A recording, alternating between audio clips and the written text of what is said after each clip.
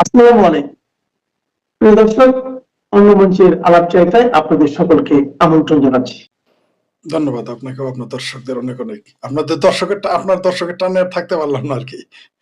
এখনো আমি নিশ্চিত যে নির্বাচন হচ্ছে না। কারণ এখনো ১২ তারিখ হইতে বেশ কয়েকদিন সময় আছে। এখনো বোধহয় ১২-১৩ দিন আছে। বহু কিছু ঘটে যেতে পারে। কারণ এই বাংলাদেশ সব সম্ভবের দেশ। আর যদি কোনো কারণে নির্বাচন হয়ে যায়, যে প্রিয় দর্শক আমাদের প্রশ্ন করেছেন সরকারকে, আওয়ামী লীগ বিনা এই নির্বাচন কোনো অবস্থাতেই টিকবে না। প্রশ্নই আসে না। কে স্বীকৃতি দিবে? একমাত্র আমেরিকা ছাড়া পৃথিবীর কোনো রাষ্ট্রই তাকে স্বীকৃতি দিবে না। চায়না চুপ থাকবে, ভারতও সতর্ক প্রতিক্রিয়া ব্যক্ত করবে। ইউরোপীয় ইউনিয়ন তো আপনি দেখেছেন যে ইউরোপীয় ইউনিয়ন এখন পুরা ভারতের দিকে হেলে গেছে।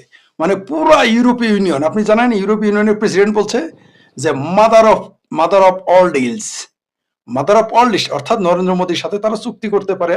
তারা বলছে মাদার অফ অল ডিলস। এখন এই বেকুবদের এটা বুঝে কিনা বাংলাদেশের বাঙ্গুরা আমি জানি না। এর মানে ইউরোপীয় ইউনিয়নের প্রেসিডেন্ট এটা বলা মানেটা কি?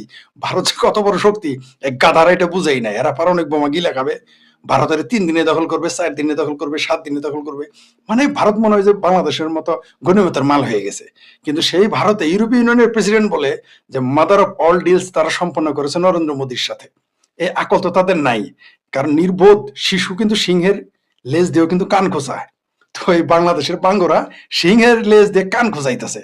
মানে ভারত হলো সিংহে, সেই লেজ দিয়ে কান খোঁচাইতেছে এই বাঙ্গরা, বুঝতে পারতেছে না। যেটা বলতেছিলাম, নির্বাচন, আওয়ামী লীগ ছাড়া এই নির্বাচন কেউ মানবে না। আমরা কেউ আওয়ামী লীগকে পছন্দ করুক না করুক, দ্যাটস অ্যানাদার কোশ্চেন। আওয়ামী লীগকে নির্বাচন অংশ নিতে দিতে হবে, কারণ বাংলাদেশের এখনো ৫০% মানুষের তারা প্রতিনিধিত্ব করে। আমি তাকে পছন্দ করি না করি, জামাতে কেউ তাকে পছন্দ করুক না করুক, যায় আসে না।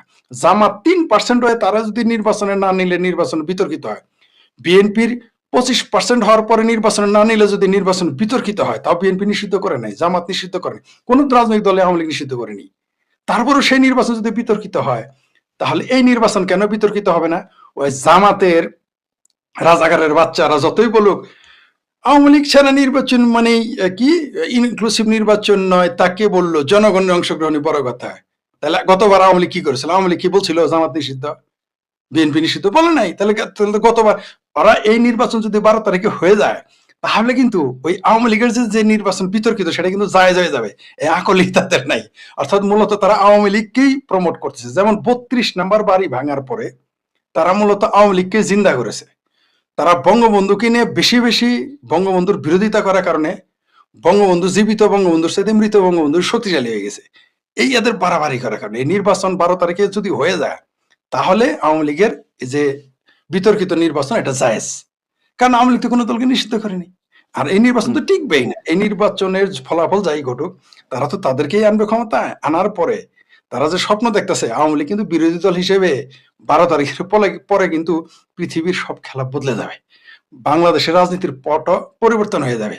অনেক কিছুই বদলে যাবে। হাওয়া বাতাস ১২ তারিখের পরে বদলে যাবে। নির্বাচন হইলেও না হইলেও, যদি নির্বাচন হয় তাহলে একরকম, নির্বাচন না হলে একরকম। নির্বাচন হয়ে গেলে এই সরকার হায়েস্ট ২৬ সাল ক্রস করতে পারবে না। একেবারে বিএনপি জামাত মিলকে জুলকেও যদি থাকে ২৬ সাল ক্রস করতে পারবে না। কারণ আপনি দেখতে পারতেছেন যে সারা পৃথিবীর রাজনীতি কিন্তু পাল্টে গেছে। সারা পৃথিবীর ইরান থেকে শুরু করে, ভেনেজুয়েলা থেকে শুরু করে, আর আমেরিকা যার বন্ধু হয় তার তো শত্রু দরকার নেই। তার শত্রুর দরকারই নাই। কারণ যে কোনো মুহূর্তে আমেরিকা একটু চোখটা ঘোরাবে, এই সরকার ৫ মিনিটও টিকবে না। ৫ মিনিট। যেমন একটা চ্যানেলে বিএনপির নেতা এসে বলেছিলেন আমাদের সাথে যে ওয়াকার যদি বেড়াকে ফিরে যায়, ইউনূস সরকার ১ মিনিট টিকবে। তেমনি আমেরিকা যদি একটু চোখ বন্ধ করে, এই যে সরকার আসবে এই সরকার ১ মিনিটও টিকবে না।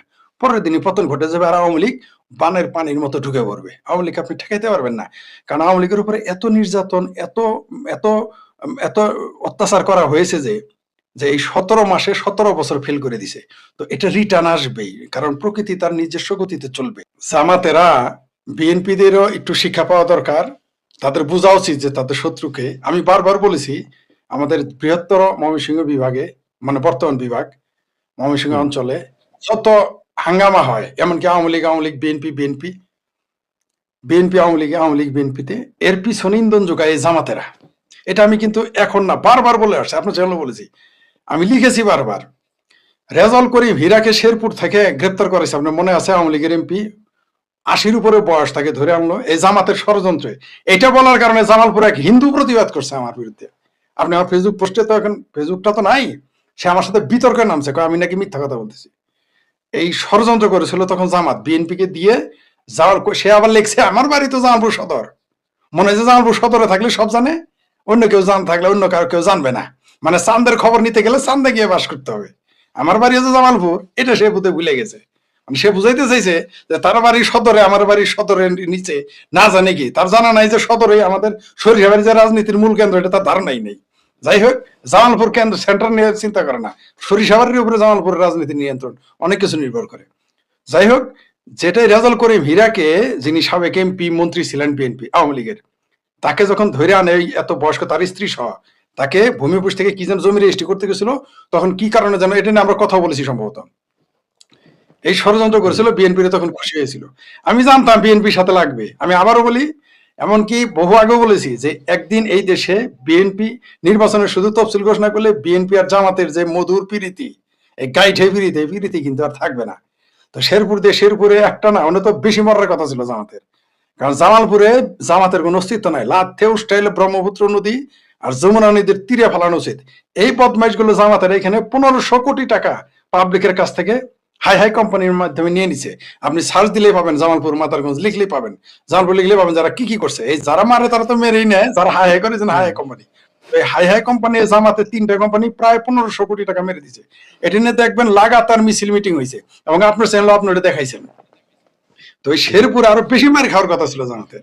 বিএনপির আমি বুঝি না, জামাত প্রেমী এত এরা, মানে জামাত প্রেমের এত বুধ, এটা আওয়ামী লীগ হলে কি করতো না, মানে জামাতের এত বড় সাহস হয় কি করে শেরপুরের মতো জায়গায়, জামালপুরের মতো জায়গায় বিএনপির সাথে মারামারি করে।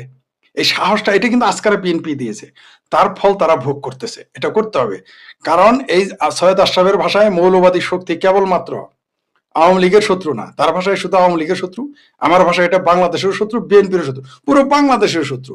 আপনি দেখেন আজকে পাপিয়া কি বলছে, বিএনপির যে সাবেক এমপি এবং তার হাজবেন্ড হারুনুর রশিদ এমপি প্রার্থী, জামাতের এই বিএনপির এমপি কিন্তু অত্যন্ত ধার্মিক মানুষ, দেখবেন সারাদিনই সংসদে দ্বারা কোরআনের আয়াত তেলাওয়াত করে টুপি মাথায় দেয়, তারপরও তার বিরুদ্ধে জামাত যে সমস্ত কথা বলতেছে। আজকে পাপিয়া কি বলছে, এই যে কিছু সৈয়দ আশরাফ পাপিয়া, তিনি বলেছেন যে তামাকে যেমন ক্ষতিকর, জামাতে ইসলামও তেমন ক্ষতিকর। একেবারে জামাতের শরীর একটা পিত্তি চলে গেছে এই কথা শোনার সাথে। এই কথা তো সত্যি, তামাক না আফিমের চেয়ে বেশি ক্ষতিকর হলো এই এই এই জামাতের এই স্বাধীনতা বিরোধী শক্তি। এদের কিন্তু আশ্রয় প্রশ্রয় বিএনপি দিয়েছে, তাই তারা ভুক্তভোগী হবে, এটাই স্বাভাবিক। যেমন হেফাজতকে আজকারা দেওয়ার কারণে আওয়ামী লীগ ভুগতেছে না। আজকে দেখেন হেফাজত, জামাত কিন্তু বলে নাই শেখ হাসিনা ফাঁসি চাই, নাম নিয়ে বলে নাই, তারা বলছে আওয়ামী লীগের শাস্তি চাই হেন তেন। কিন্তু এই হেফাজত, যাকে গণজাগরণ মঞ্চ ভাঙ্গে আওয়ামী লীগ তাকে বুকে টেনে নিয়েছিল, এই হেফাজত কিন্তু এখন নাম ধরে বলে শেখ হাসিনা ফাঁসি চায়। আর আমরা যারা গণজাগরণ মঞ্চর কর্মী আছি, তারা কিন্তু এখন শেখ হাসিনার পক্ষে আমরা টোন হাই রাইজ করেছি, কথা পক্ষে বলতেছি।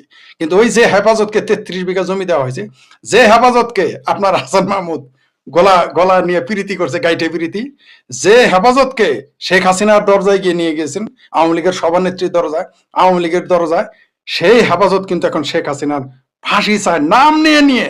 কত বড় বেঈমানেরা।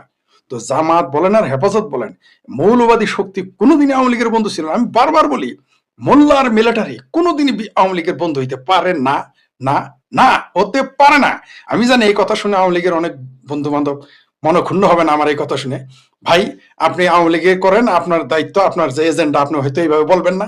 আমি তো ভাই কোনো দল করি না, আমাকে যা সত্য তা বলতে হবে, কারণ আমাকে জনগণের পক্ষে কথা বলতে। মোল্লা আর মিলিটারি কোনোদিনই মুক্তিযুদ্ধের পক্ষে ছিল না, ভবিষ্যতে থাকবে না। আপনি দেখেছেন, তাই বললো সবাই না, আমি বলতেছি না যে 100% মোল্লা 100% মিলিটারি না, কিন্তু 90% বা 95% বাদ থাকলো হাতে গোনা।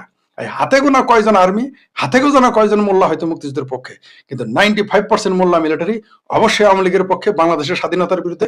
তার সর্বশেষ প্রমাণ দেখেছেন মেজর আখতারুজ্জামান, বিএনপির চেয়ারপারসন, চেল চালায় জামাতে চলে গেছে, সেল চালায় জামাতে যোগ দিয়েছে।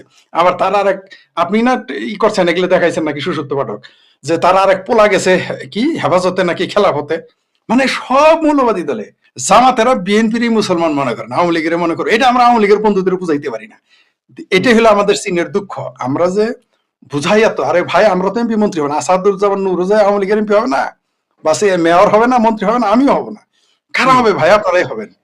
আমাদের এই কথায় যদি ইউনূস সরকার পতন ঘটে, আওয়ামী লীগ ক্ষমতায় যায়, কথার কথা, আমাদের কথাই তো হবে না, সবার মূল্যতে হবে। কিন্তু কার লাভ হবে? ফায়দা তো আওয়ামী লীগের। আমরা কার বিরুদ্ধে বলতেছি? মৌলবাদী শক্তি কোনোদিনই আওয়ামী লীগের ঢাকিতে যাবে না। এটা আমি আওয়ামী লীগের লোকদের বুঝাইতে পারি না। এমনকি বিএনপি দ্বারা বুঝাইতে এখন কেমন লাগে, এই যে দেখেন মারামারি। আরো